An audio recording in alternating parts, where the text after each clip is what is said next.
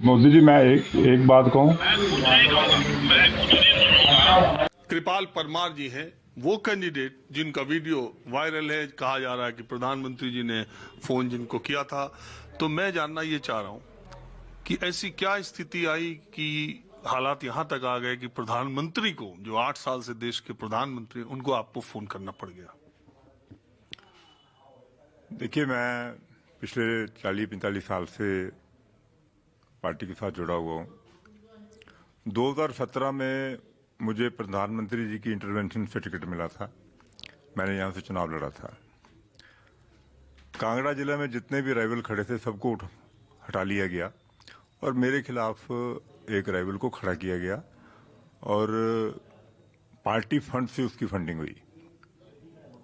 प्रदेश अध्यक्ष उस वक्त सतपाल सत्ती थे, उन्होंने आके उसको फाइनेंस किया, उसको खड़ा रहने के लिए प्रेरित किया।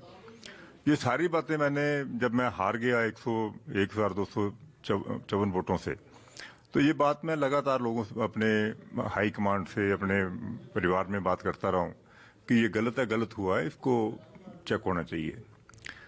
लेकिन लगातार मेरी प्रताड़ना बढ़ती गई। जब मैं कुछ बात करता था तो जी आपका फैसला तो ऊपर होता है, कटाक्ष होते थे, मैं बर्दाश्त करता रहा। मैंने फिर 1-2 बार मैंने आदरणीय प्रधानमंत्री जी को भी लिखा। जब उन्होंने देखा कि ऑर्गेनाइजेशनल मैटर है तो उन्होंने मुझे राष्ट्रीय अध्यक्ष जी से मिलने की बात कही। मैं उनसे मिला भी, लेकिन उसमें कुछ नहीं होना था, कुछ नहीं हुआ। बाई इलेक्शन में मुझे लगता था कि मैं जो 5 सबसे कम मार्जिन से हारी सीटें उनमें से एक हूं। अच्छा, मैं दर्शकों को ये बता दूं, कृपाल परमार जी जो 2017 में चुनाव हारे, तो विजयी प्रत्याशी की कुछ दिन बाद निधन हो गया, तो उपचुनाव हुआ। तो उपचुनाव में चूंकि 1254 वोटों से ये हारे थे, तो आप ये मान के चल रहे थे कि आपको दोबारा मौका मिलेगा। जी। तो जब पिछले साल वो फिर बीच में कोरोना आ गया, फिर 2 साल चुनाव नहीं हुआ। पिछले साल जब चुनाव हुआ तो पार्टी ने वो राइवल कैंडिडेट जो था उसको वापस पार्टी ज्वाइन करवा के उसको टिकट दे दिया। मैंने तब भी बात की तो उन्होंने कोई मेरा तसल्ली बख्श जवाब नहीं मिला। मैं जहां जहां बात कर सकता था मैंने बात की। तो फिर मुझे जब मुख्यमंत्री यहाँ पे आए, यहीं बैठे थे, ऐसे ही बैठे थे हम लोग, तो उन्होंने कहा कि चलो जो हुआ हम आगे इसको देखेंगे, आपको पूरा मान सम्मान मिलेगा, आपकी प्रतिष्ठा के अनुसार आपको वो मिलेगा। लेकिन अंदर खाते सब कुछ उल्ट होता रहा। जब मुझे टिकट मिला था तो मुझे उन्होंने कहा कि मैं महामंत्री था उस वक्त स्टेट का, तो मुझे कहा गया कि अगर महामंत्री चुनाव लड़ेंगे तो लड़वाएगा कौन? अब भारतीय जनता पार्टी के तीनों महामंत्री चुनाव लड़ रहे हैं। और जब बाई इलेक्शन के बाद जो बात हुई तो मुझे कहा गया कि जी आपको कोई पद देंगे, ये करेंगे। तो मैंने माननीय मुख्यमंत्री जी से उससे पूछा। मैंने कहा जी कि आप पद देंगे वो बात की बात है, मैं 4 साल से जो आपकी सरकार है उस सरकार में मैं किसी बोर्ड कॉर्पोरेशन का हिस्सा तक नहीं हूं। मुझे आप बताइए कि मैं आपके समकालीन हूं। हम लोगों ने इकट्ठे, जो इस वक्त सरकार में है, हम सब लोगों ने इकट्ठे काम शुरू किया था, तो मैं आपकी सरकार का हिस्सा क्यों नहीं हूं? तो उनका कोई जवाब नहीं था और उसके बाद भी कुछ नहीं हुआ। तो मैं ये जानना चाह रहा हूँ, चुनाव तो 21-20 बागी लड़ रहे हैं बीजेपी के पार्टी के, हर जगह कई मंत्री के घर वाले भी लड़ रहे हैं भी, लेकिन प्रधानमंत्री जी ने आपको ही फोन क्यों किया? क्या आपका उनका रिश्ता पहले से इस तरह का है? नहीं, मेरा उनके साथ बड़ा पुराना रिश्ता है। वो हमारे परिवार के मुखिया हैं, मेरे पिता तुल्य हैं। पिता तुल्य भी क्या, मैं तो उनको कहता हूँ कि वो देव तुल्य हैं, मेरे लिए भगवान है।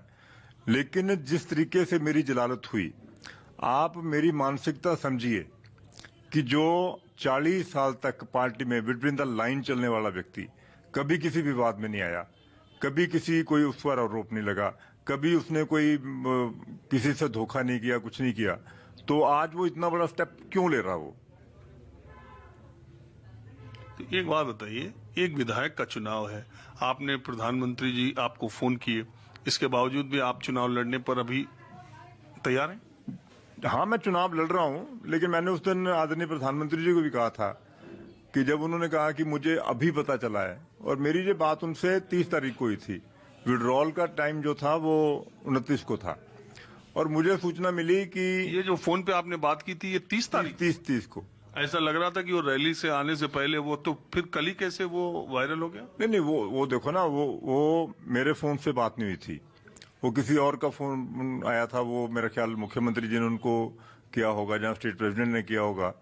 वो मेरे पास आए और उन्होंने कहा कि जी ये आपने बात करनी है, तो मैंने बात की, उनसे फोन से बात की, और जो रिकॉर्डिंग हुई वो मेरे साइड से हुई है। और मैंने अब दोनों वीडियो देखे हैं। उसमें जो एक वीडियो है जो मुझे लगता है कि ओरिजिनल है, उसमें मेरी बात तो सुनाई दे रही है, लेकिन प्रधानमंत्री जी की बात सुनाई नहीं दे रही।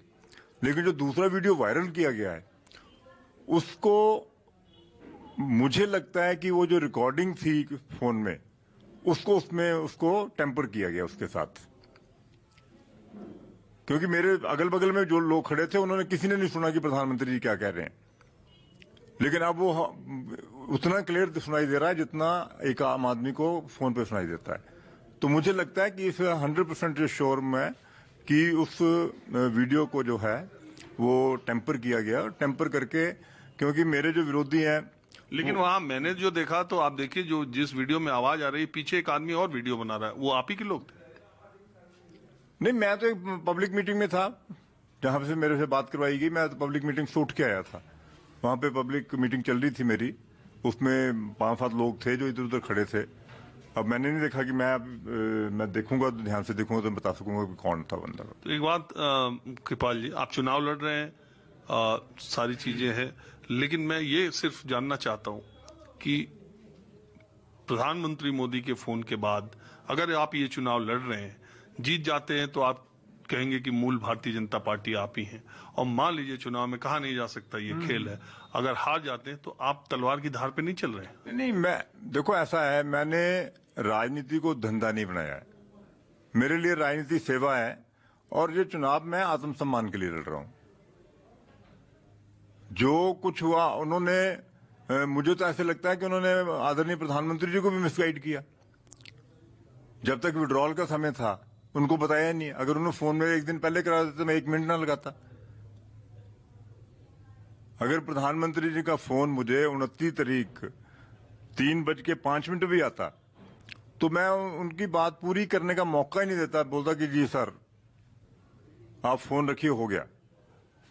लेकिन ये जानबूझ के मुझे फोन 30 तारीख को करवाया गया कि मेरा बैलेट में नाम आ गया, जब मैं चुनाव से हट जाऊंगा मुझे 200-400 वोट फिर भी पड़ जाएंगे, और फिर वो सारी उम्र लेके घूमेंगे जी कृपाल परमार ने इंडिपेंडेंट चुनाव लड़ा था, ये औकात है उसकी। इसमें भी साजिश है। जो मेरे साथ 5 साल में साजिश हो रही है वो अभी भी कंटिन्यू कर रही है। चलिए, आपका इशारा पार्टी नेतृत्व के संगठन की तरफ है? नहीं, इशारा क्या, मैं तो पार्टी में हूं नहीं, इसलिए साफ सुथरा बोल रहा हूं। तो आप निकाले गए कि नहीं अभी पार्टी से? मैं नहीं हूं तो भी बोल रहा हूं ना। अगर होता तो मैं इतनी बातें कहां करता। मैं निकाल दिए गए? तो पार्टी के खिलाफ जो चुनाव लड़ता है वो उसको निष्कासित करना पड़ता है। आप हुए कि नहीं? नहीं, मैं कहता करना पड़ता है, हो गए हैं। मुझे मालूम नहीं था, इसलिए नहीं, मैं पार्टी में नहीं हूं। अब एक बात और, कि जिस पार्टी में आप 40 साल रहे, आप राज्यसभा सांसद थे, उन दिनों में संसद की रिपोर्टिंग करता था, तो आपको राज्यसभा भेजा, आप यहाँ के मुख्यमंत्री के बहुत करीबी रहे, धूमल साहब के, आपकी छवि ये भी है कि आप उनके बहुत करीबी रहे, आप पार्टी के निष्ठावान कार्यकर्ता रहे। जिस कमरे में आप जिसको चुनाव कार्यालय बनाए, उस कमरे में एक ही तस्वीर है जो आप प्रधानमंत्री मोदी के साथ, एक ही तस्वीर मेरी अभी निगाह गई, प्रधानमंत्री मोदी के साथ आपकी हाथ मिलाने की है। तो ये तो ऐसी, और दूसरी जो तस्वीर है वो पंडित दीनदयाल उपाध्याय की है। इसी संस्कार में अपने आप को आपने पूरा, इसी संस्कार में आपने निकाल दिया, तो आपको लगता नहीं कि आप एक ऐसे? नहीं, देखिए, ऐसा है कि जिंदगी में कई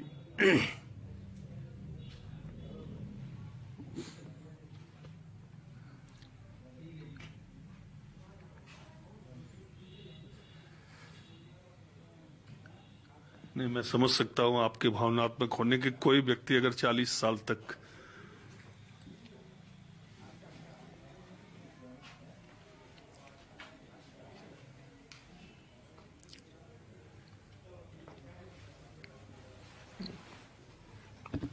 अब मुझे चूंकि कृपाल परमार जी से मैं बात करते करते बहुत भावुक हो गया। जाहिर सी बात है, जिस आदमी ने जिस पार्टी संगठन के लिए पूरा वक्त निकाल दिया, और ऐसे मोड़ पर जब प्रधानमंत्री का फोन आया, बहुत लोगों को नहीं मालूम होगा, बहुत लोग देश में जान रहे थे कि उनकी रैली से पहले का फोन आया है, और इनको फोन लेट आया, इनके पास विकल्प नहीं है, बैलेट पेपर पर नाम आ चुका है। अब ऐसे मोड़ पर खड़े हैं कृपाल परमार, जिसमें ये फैसला ही नहीं कर पा रहे हैं कि चुनाव में किस तरह।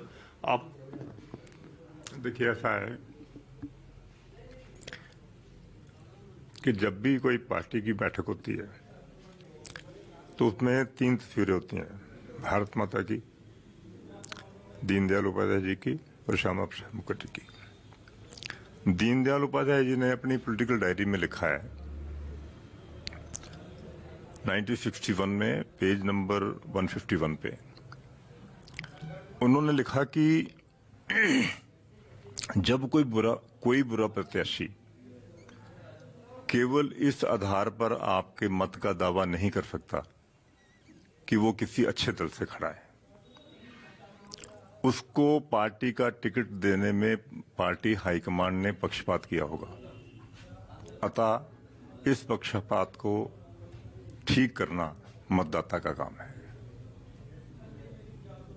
मैं पंडित दीनदयाल की इन पंक्तियों के आधार पर चुनाव लड़ रहा हूं कि जो व्यक्ति मेरी जगह पे दिया गया है वो अच्छा व्यक्ति नहीं है, उसको पार्टी में टिकट दिलाने के लिए, देने के लिए पक्षपात किया है, और इसीलिए मैं मतदाताओं के बीच में हूं।